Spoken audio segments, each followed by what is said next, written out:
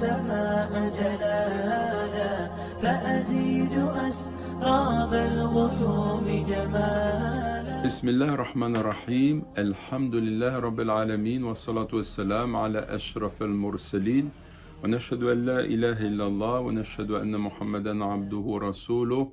Bonjour à toutes et à tous et que la paix soit sur vous. Allah nous dit dans le Coran subhanahu wa ta'ala Kullu nafsin dha'iqatul maut, toute âme goûtera la mort. Et il nous dit également subhanahu wa ta'ala Wattaqullah wa'alamu annakum mulaqu, et craignez Dieu et sachez que vous allez le rencontrer. Nous préparer à la mort, c'est quelque chose qui est exigé en islam du croyant. En ce sens, notre prophète sallallahu alayhi wa sallam nous a dit Akthiru dhikra hadimil laddat, c'est-à-dire remémorez-vous souvent celle qui anéantit les plaisirs, c'est-à-dire la mort. Et cette parole nous est donnée pour nous amener, nous autres êtres humains, à considérer que cette vie, en définitive, est assez courte et que la mort va arriver d'un moment à l'autre. Elle va nous surprendre pour beaucoup d'entre nous. En tous les cas, c'est un phénomène incontournable. C'est quelque chose qui arrivera. Et donc, il s'agit de s'en souvenir. Il s'agit de devenir conscient, lucide, en considérant cette échéance inéluctable qui nous attend tous, qui que nous soyons. Et donc, dans cette perspective, celui qui se rappelle la mort, le but c'est de se rappeler ce qui vient après la mort. Nous serons jugés, il y a le paradis, il y a l'enfer, et l'être humain se doit dès lors de se comporter de la meilleure façon, et plus il se souviendra de cette échéance, plus son comportement, dans la mesure où l'on a conscience, va acquérir une forme de rectitude parce qu'il sait qu'il aura à se présenter un jour ou l'autre devant Allah subhanahu wa ta'ala. Les peines, les joies seront dépassées, ce qu'il restera, ce sont nos actes, nos actions, le bien que nous avons pu accomplir, également, malheureusement, le mal que nous avons commis, à moins que Dieu ne nous pardonne les uns les autres. En ce sens, on peut considérer que la foi d'un être humain est fonction de cette conscience. En tous les cas, que plus quelqu'un a conscience de cela, plus cela révèle un degré de foi et d'intelligence. Et je dis bien d'intelligence parce que il n'y a pas de foi accomplie sans intelligence. Et la foi, quand elle est fermement ancrée dans le cœur de l'être humain commence à percevoir des choses avec perspicacité. La vie va passer très très vite. On observe autour de nous des gens qui accumulent des richesses. Ils ont des palaces, ils ont des biens considérables, ils s'en réjouissent. Et puis quand ils meurent, ils perdent tout cela d'un coup.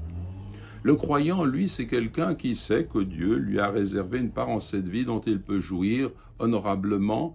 Il peut également s'enrichir dans le sens de ce qui est acquis honnêtement. Tout ça n'est pas interdit, mais au fond de lui-même, il a conscience qu'il est pauvre essentiellement parce qu'avec le temps, il finira par tout perdre. Il va remettre tout cela à ses héritiers, ou bien il va être confronté à une situation difficile. Mais en tous les cas, rien de ce qui est sur terre n'est pour demeurer. Aucun bien terrestre ne va subsister, ne va rester éternellement avec nous. C'est cela la réalité de cette vie. Et l'islam nous dit, ce que tu donnes ici-bas, tu en retrouveras la récompense dans l'au-delà. Et ce que tu gardes pour toi-même avec avarice, tu le perds quand tu meurs, définitivement. Imaginez la situation de ceux qui meurent et qui, une fois qu'ils ont passé ce cap, se rendent compte que toutes ces richesses qui étaient les leurs ont disparu, ils n'en ont rien retiré.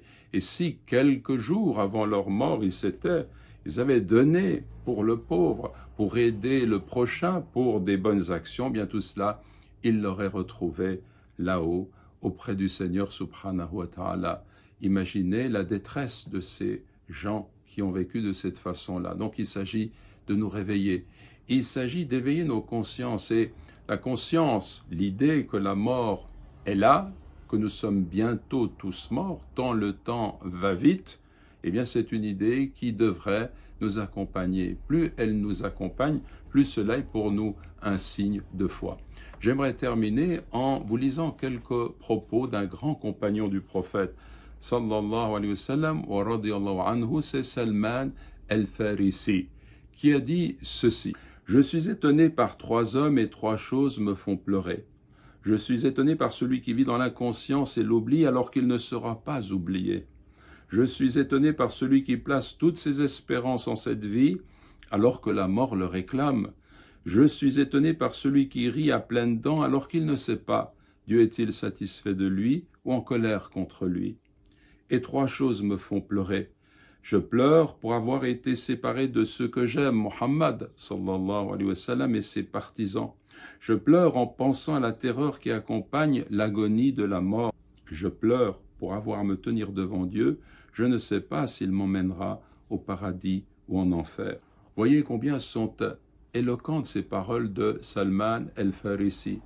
Et cela nous montre qui étaient ces compagnons, radiallahu anhum, qui entouraient notre prophète, sallallahu alayhi wa sallam.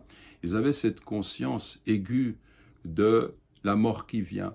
Ils avaient peur également de se retrouver face à leur Créateur, subhanahu wa ta'ala. Ils voyaient la chose venir et c'étaient des gens de grande foi. Quant à nous, nous vivons dans une sorte d'inconscience collective et ces propos de notre prophète sallallahu alayhi wa sallam qui nous invite à nous souvenir de la mort le plus souvent possible et à vivre selon la perspective de cette échéance sont pour nous des paroles édifiantes qui nous conduisent sur le chemin de la sagesse. Nous demandons à Allah subhanahu wa ta'ala de faire en sorte que nous soyons de ceux qui suivent cette voie, de ceux qui se rapprochent ainsi de leur Créateur, de ceux qui purifient leur cœur par le souvenir de la mort et de ceux qui s'engagent fermement sur la voie de l'islam et de la soumission à Allah subhanahu wa ta'ala. Wa jazakumullahu khayran. Wassalamu alaykum wa rahmatullahi wa barakatuh.